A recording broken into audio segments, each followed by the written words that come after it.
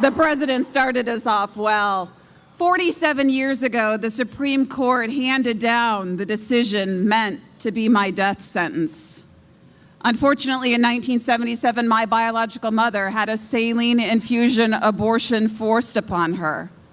Over a 5-day period, I soaked in a toxic salt solution, being poisoned and scalded to death. But 42 years ago, God said no, not this child.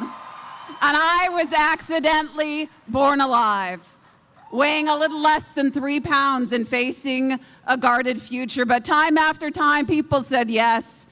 Yes, Lord, we will not allow her to be left to die. Yes, we will love her. Years later, my birth mother and many members of my birth parents' families also would say yes. Yes, we love her too.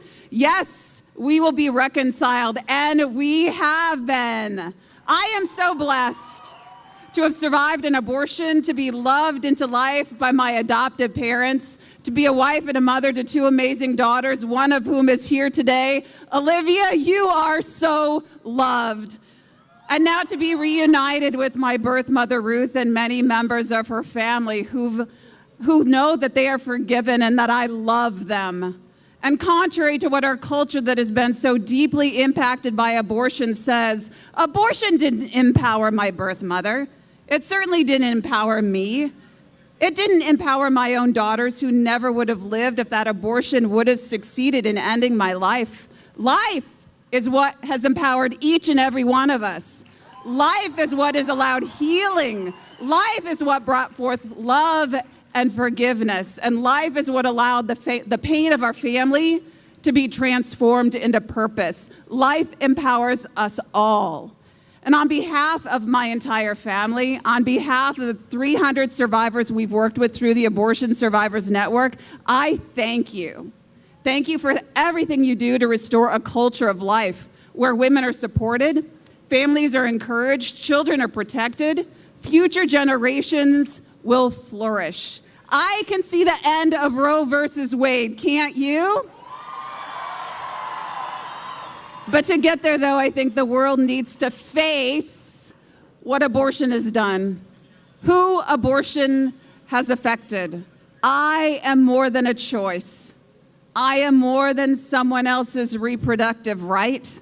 I am a human being, and so are the other survivors of abortion. Would you like to meet some of them? I know you would.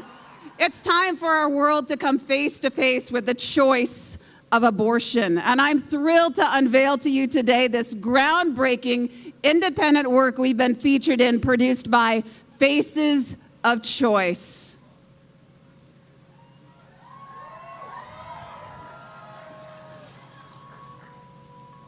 Can you look me in the eye?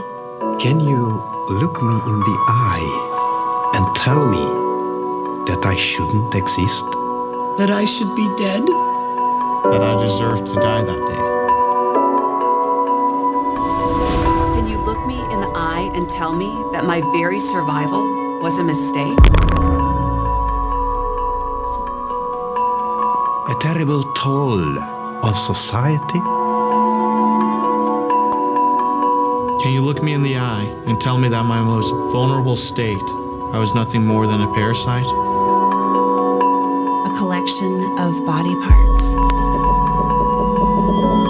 Subhuman? Worthless?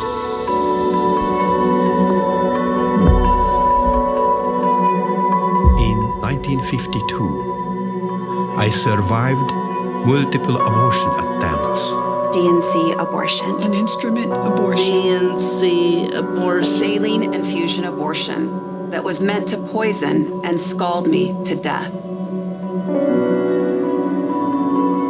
I am the face of choice.